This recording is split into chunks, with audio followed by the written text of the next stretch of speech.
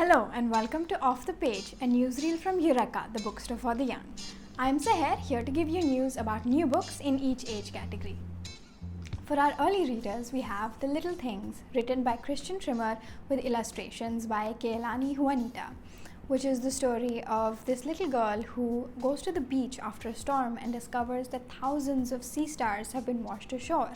And so she goes and starts picking them up one by one and placing them back into the ocean. She is seen by an old man who, inspired by her act of kindness, goes and adopts a dog who needs rescuing after the storm. And that inspires his grandson to clean someone's yard. And as it goes on, it just keeps inspiring more and more people to perform acts of kindness, and they keep growing bigger and bigger and bigger.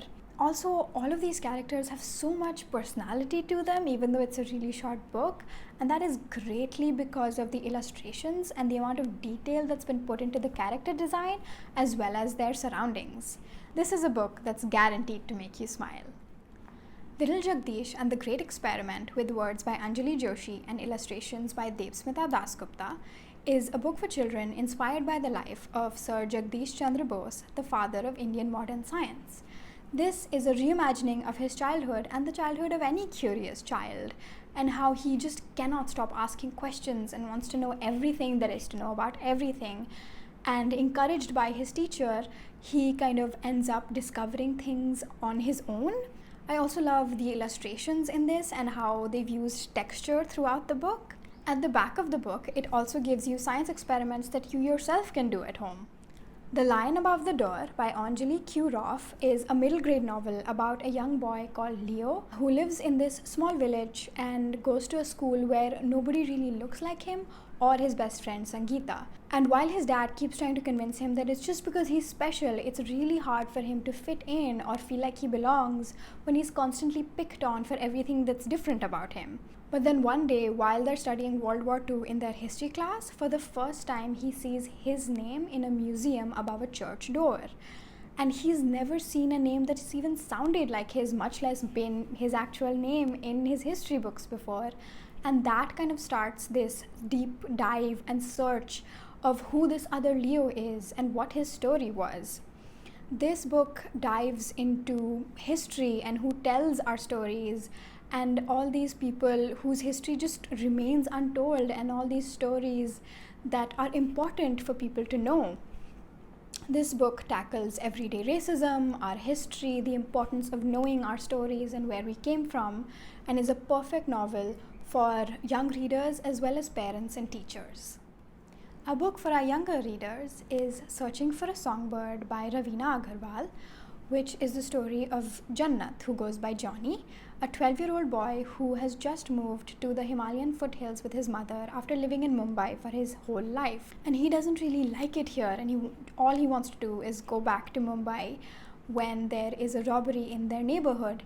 And Kastura, a lady who works in that house, goes missing and also ends up becoming the prime suspect of the robbery. Johnny becomes a part of this when their cook, Nandini, ends up becoming part of the investigation because Kastura is her aunt and she gets treated very, very badly by the local policeman. Johnny decides that it's up to him to solve this mystery and to find out where Kastura is and to bring her home. But the problem is, he knows next to nothing about his surroundings or any of the people who live here. As he goes about solving this mystery, he starts to make friends and begin to actually like it here as he learns more and more about the local flora and fauna, as well as learning to recognize the social prejudices that have always existed around him. The last book for this video is a young adult novel about first love called Full Flight by Ashley Schumacher, which is about Weston and Anna, who are both part of their school's orchestra and then get paired up to perform a duet together as part of their school's performance. As they practice and grow closer over their shared love for music, they realize that they have an instant connection and that they recognize each other in ways that nobody else has before. Anna wants to prove to everybody that she can be as good of a musician as she's been saying, and Weston just wants to be recognized for who he is. This is a heartbreaking novel about first love and all the ways that it changes you and stays with you.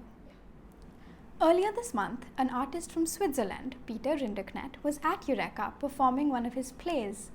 And while I was there, I had the wonderful opportunity to be able to ask him a few questions to be a part of this video. Do you prefer performing solo? It's not, it might look like this, but yes, I have a lot of solo performances, but not all are solos. Sometimes, no, quite a lot. I'm with other actors, or, you know, I'm not really am alone, because when I produce pieces, then I've always friends and professionals around me.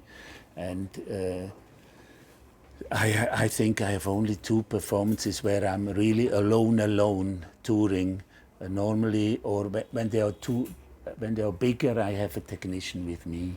Sometimes, you know, it's not that easy to play alone on stage, but it's a bit addictive.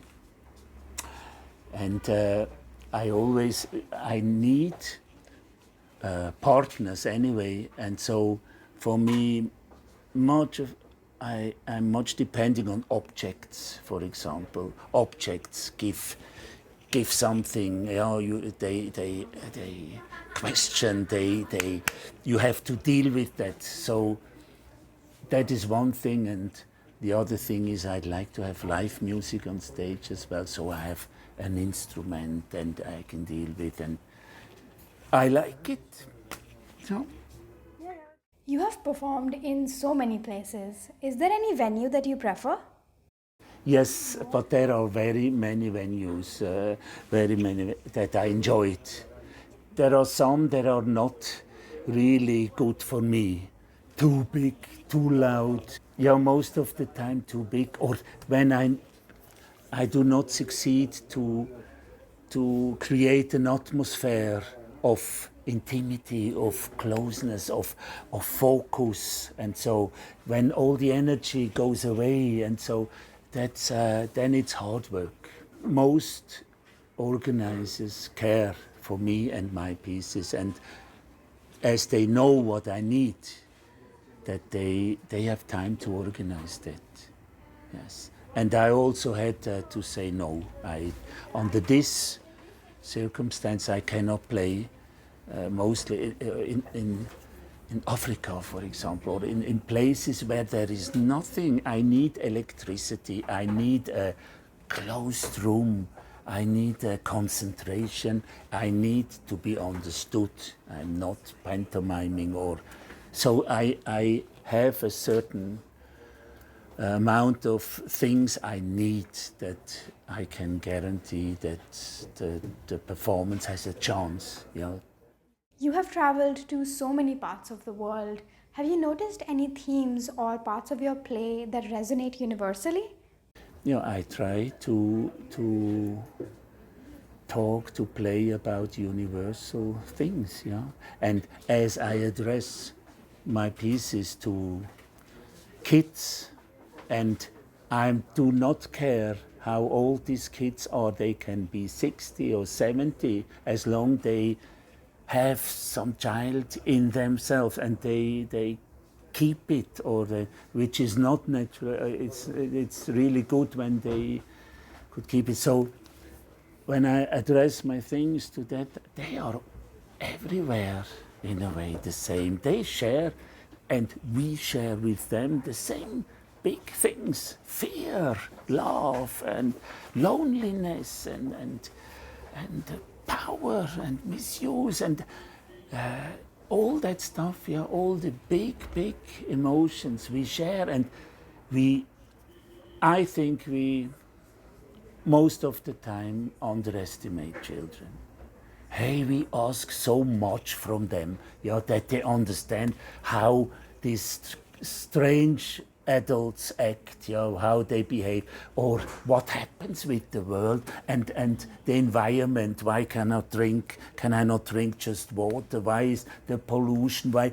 And we just let them live in this, with these questions. Why theater for children has to be always funny and colorful and happy ending and stupid? Come on. Yeah, no. There is a lot to do to take them serious and to be with them, yeah, not to let them alone. So that's why I love when my performances are visited by adults with their children, so they can exchange, and the children can see that the adults are also involved, and they can share. That is the main thing, yeah.